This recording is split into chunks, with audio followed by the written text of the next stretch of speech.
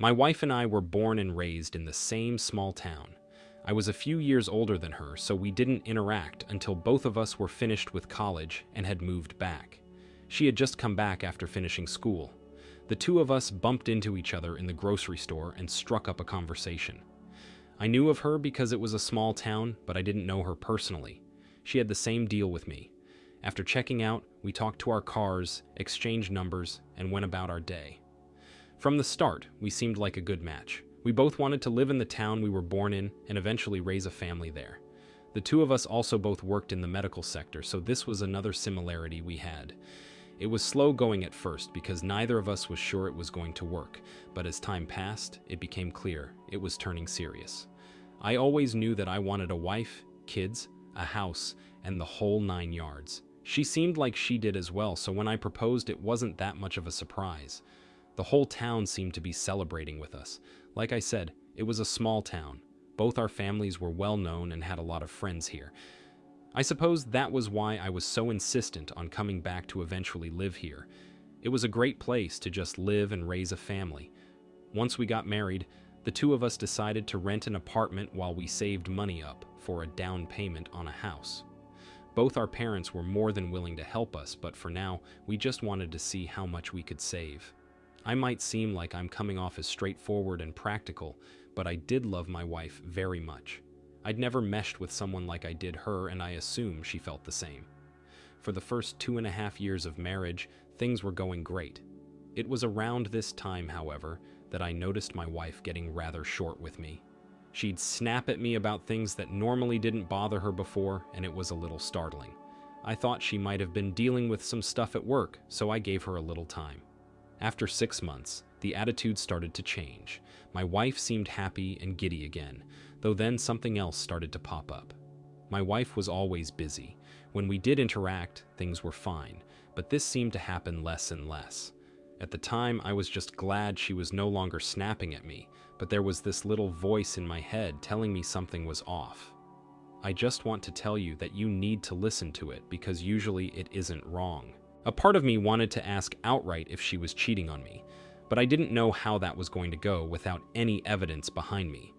So when my wife told me she was going to go out with friends, I showed up at that friend's house. They were surprised to see me and instantly looked guilty. It didn't take long to get them to tell me what was going on, so I went home and waited for my wife to come home to confront her about her cheating. The first thing she seemed most upset about when I confronted her was that her friend had broken her confidence. The guy she was cheating on me with was her high school boyfriend who also lived in town and was married. At the time, she was treating me terribly. She learned he was taken, which was crazy to me. My wife was married to me. I would think that would have played some factor in her decision-making, but it didn't. When she started treating me nicer, or what I perceived as nicer, she and the AP started up a relationship. I was in shock for a while, unsure of what to say or do. Eventually, I asked her why she did this. My wife gave me some crap about her high school boyfriend being her one true love. She didn't think they stood a chance of getting back together because he lived across the country. However, just before he got married, he moved back to the town with his wife and thought that was her chance. I asked what about me, and she just cried. The tears would have moved me at one point, but no longer.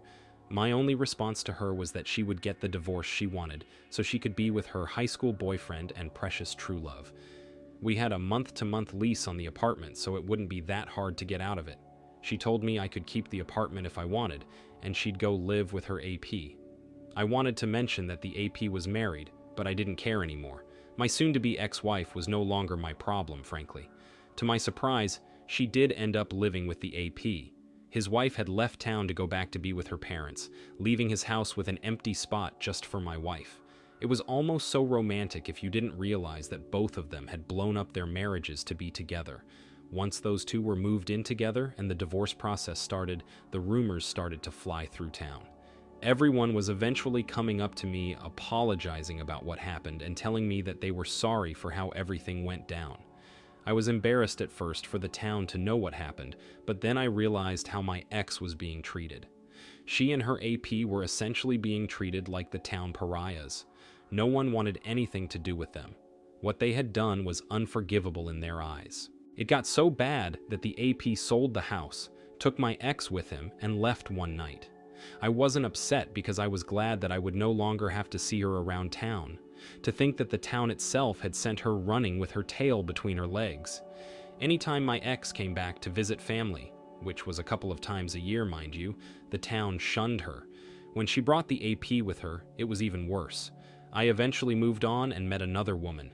She was someone who had been in my class. Like me, she was also dealing with a divorce because of her husband having an affair. It's not to say the two of us bonded over this, but it was something we could relate to about each other. Now the two of us are married and expecting our first child. We have our own house in the same small town we were born and raised in, which is exactly what I always wanted. It turns out I just wanted it with the wrong woman at first. My ex-wife, as far as I know, is still with the AP, but I have heard rumors of the two of them fighting in public anytime they visited town. It was fitting to know that the two of them hadn't been able to run off into the sunset like they initially wanted. I am just not going to think about them and will focus on the new life I am building with my second wife. OP, to hear that the actual town sent her and the AP running. It means there is some justice for what you went through. Small towns can be great but also have their bad points. However, one big thing about them is that they never forget. This is a great way for your ex-wife to learn that she will never be able to run from the huge mistake she made. At the very least, you can forgive and forget in a sense of the word. You've been able to move on with your life. It is a shame both you and your new wife had to go through such a terrible experience, but it did bring the two of you together in a way. Keep focusing on your new wife, child, and future. The two, or rather three of you, are going to build together. It's best to fully forget about your ex-wife and the AP.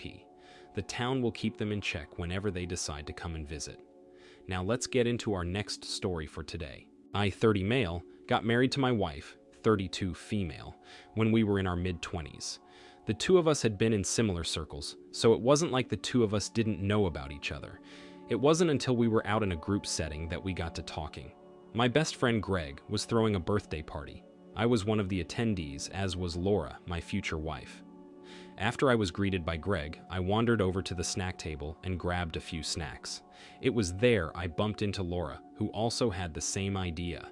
Again, the two of us had talked before, but we never had a chance to have more than a surface-level conversation. That night at the party, we talked for a long time. I think we exclusively just spoke with one another. Sure, the two of us spoke with Greg, but once we started talking, it was like we couldn't stop. I ended up grabbing a cup of coffee with her that night.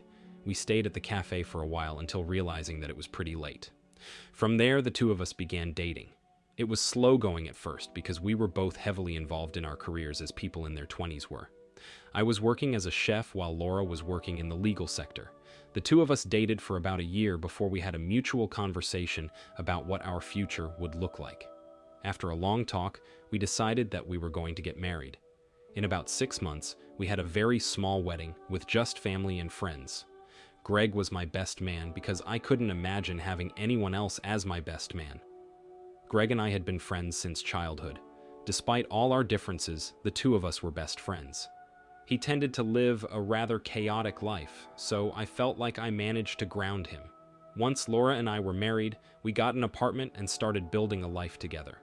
The first year, we were definitely in newly-wedded bliss.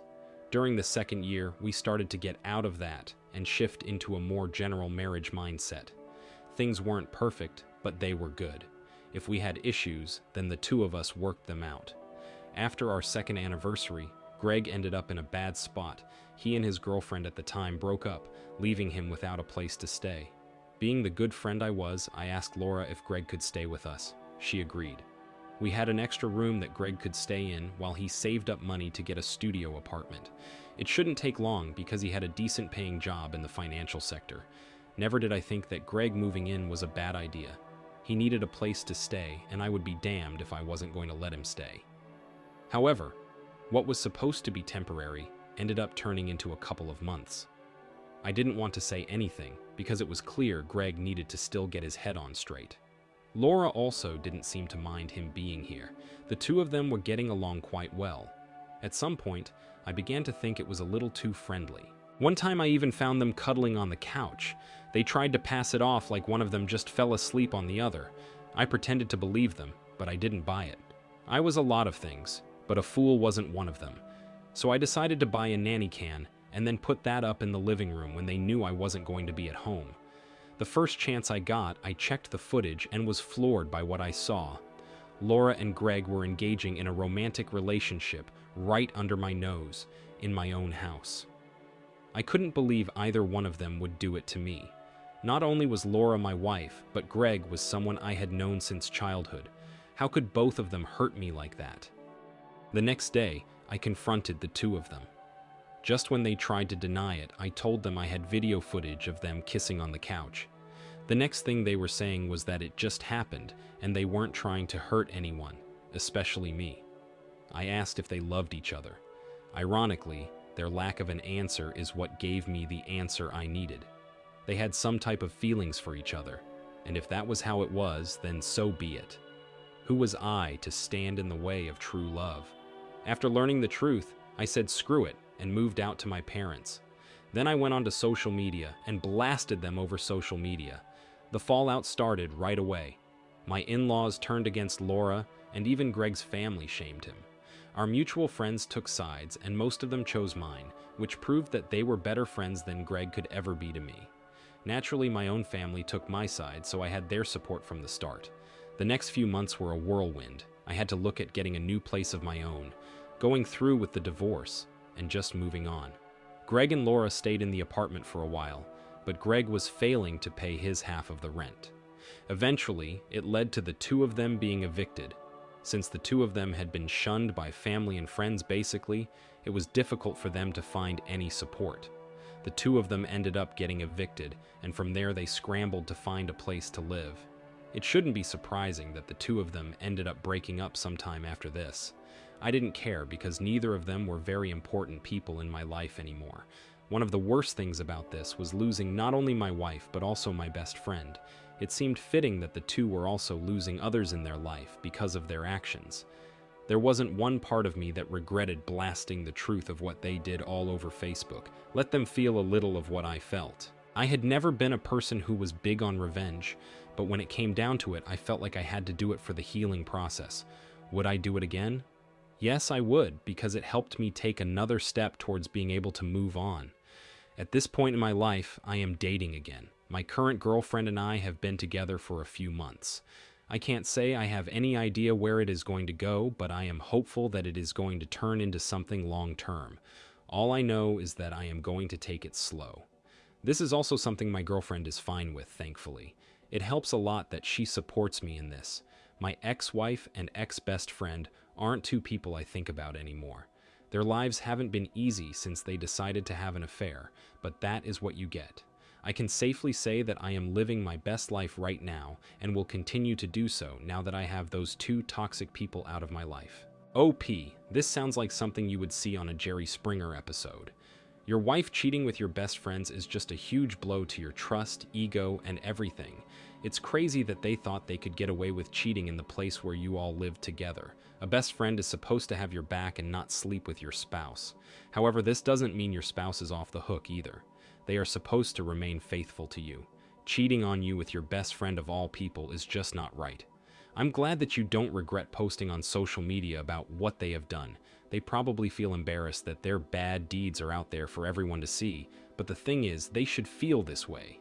If they didn't want to feel shame and embarrassment, then they never should have engaged in that behavior in the first place. When I read that you had begun to move on, I think I breathed a sigh of relief. I am glad that you have begun to move past your anger and try to see if there are other fish in the sea. Even if this current relationship doesn't work out, at least you can say that you've begun to try to see who else is out there for you.